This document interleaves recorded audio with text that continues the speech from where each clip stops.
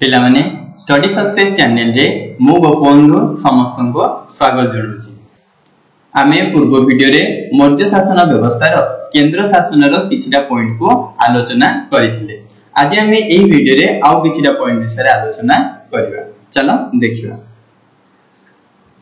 प्रथम पॉइंट होछि सामरिक शासन, अर्थात कहया गेले मौर्य शासन समय रे तांकर सामरिक व्यवस्था किपरि थिला ताहा आमे जानिबा। साम्राज्य विस्तार करिवा पई एक विशाल सैन्य बाहिनी रो आवश्यकता को चंद्रगुप्त मौर्य उपलब्धि करिथिले। तेनु से एक विशाल सैन्य बाहिनी गठन करिथिले। देखो कोन कहला ना गोटे साम्राज्य विस्तार करिवा पई हो किबा साम्राज्य रे शांति प्रतिष्ठा करिवा पई हो गोटे हमको सैन्य बाहिनी आवश्यकता पड़ी थाए। ए कथा चंद्रगुप्त मौर्य भलो भाबरे उपलब्धि करिथिले। तेनु से एक विशाल सैन्य बाहिनी रो गठन करिथिले। बुझियला।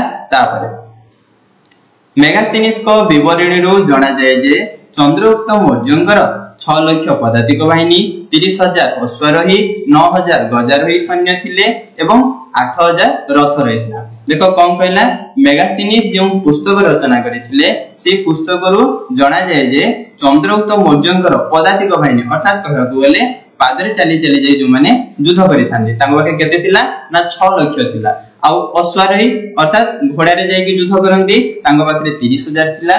तापरे गजारोही अर्थात हाथी रे बसी जो माने जाय कि युद्ध करिथांते तांग पाखे 9,000 थिला एवं 8,000 तांग पाखे रथ थिला। बुझियला। तापरे कौटिल्यंक अर्थशास्त्र रो चंद्रगुप्तंकर नौबाहिनी थिला बोली जाना जाय। देखो कोन कहला ना कौटिल्य जो पुस्तक रचना करथिले कोन ना अर्थशास्त्र सेठी से वर्णना करिसंदी जे चंद्रगुप्त मौर्यंकर नौबाहिनी थिला। बुझियला। तापर सामरिक विभाग को 6 गोटी उपविभाग रे विभक्त कराइथिला। देखो कोन कहला ना मौर्य शासन व्यवस्था समय रे सामरिक विभाग को आउ 6 गोटी उपविभाग रे विभक्त कराइथिला। चलो से विषय आलोचना करिवा। से गुडी कहला पदातिक बाहिनी अर्थात जो माने पादरे चली चली जाय कि युद्ध करंती। तापरे सेकंड होची अश्वारोही, अश्वारोही रो अर्थ होची जो माने घोड़ा रे बसी जाय कि युद्ध करिथांती। 3 नंबर पॉइंट होची रथारोही अर्थात कहबा गेले जो माने रथ द्वारा जाय कि युद्ध करिथांती। तापरे गजारोही अर्थात कहबा को गेले जो माने हाथी ऊपर बसी जाय कि युद्ध करिथांती। आउट तांगर विभाग थिला जहा को परिवहन वाद्य एवं शुश्रूषा बोली कहथिला। अर्थात कोन ना परिवहन बोले जिंस पत्र परिवहन करबा, वाद्य बजे युद्ध आरंभ करबा, ता सहित सैन्य मानकर सेवा शुश्रूषा करबा।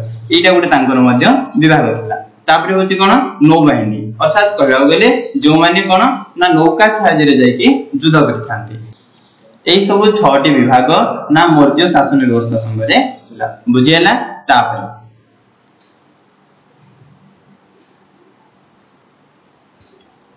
विभिन्न विभाग मौर्य शासन समय रे सामरिक विभाग को छाड़ी दे आउ केउ विभाग गुडी को थिला से विषय आलोचना करिवा।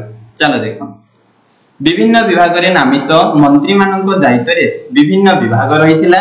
कौटिल्यंक अर्थशास्त्र रो जाना पड़ी थे जे 26टी विभाग मौर्य शासन समय रे रहिथिला। देखो कोन कहला जो मौर्य शासन समय रे जो मंत्री माने थिले से मंत्री मानको दायित्व रे भिन्न भिन्न विभाग रखाइथिला एवं से भिन्न भिन्न विभाग रो विभिन्न नामकरण मध्य कराइथिला।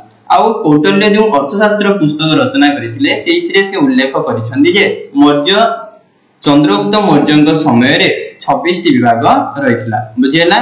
तापर जणे जणे मंत्री दायित्व रे एक बा एकाधिक विभाग रहिथिला एवं प्रत्येक विभाग रो जणे भारप्राप्त अधिकारी थिले से माने मंत्री निर्देश रे परिचालित हेउथिले। देखो कोन कहला ना मंत्री मानको दायित्व रे गोटे किबा ताठारो अधिक विभाग रहउथिला। से विभाग गुडीकर आउ जणे जणे हेड रहउथिले बा ताको कहि परिया भारप्राप्ति अधिकारी रहउथिले एवं से अधिकारी माने मंत्री मानको निर्देश और आदेश रे कोन करथिले परिचालित हेउथिले। बुझियला। तापर विभाग गुडी को मध्य रे थिला कोषागार, खणी, शस्त्र, बयन, व्यवसाय, वन इत्यादि। देखो कोन कहला जो विभाग गुडी को मंत्री मानको अधीन थिला से विभाग गुडी को कोन कोन ना कोषागार, खणी, शस्त्र, बयन, व्यवसाय इत्यादि इत्यादि आ ढेर जिंस रहिছে। बुझियला। तापर जदि आपण मानकु आम वीडियो पसंद लाउची तेबे लाइक करंतु, शेयर करंतु एवं सब्सक्राइब करंतु। धन्यवाद।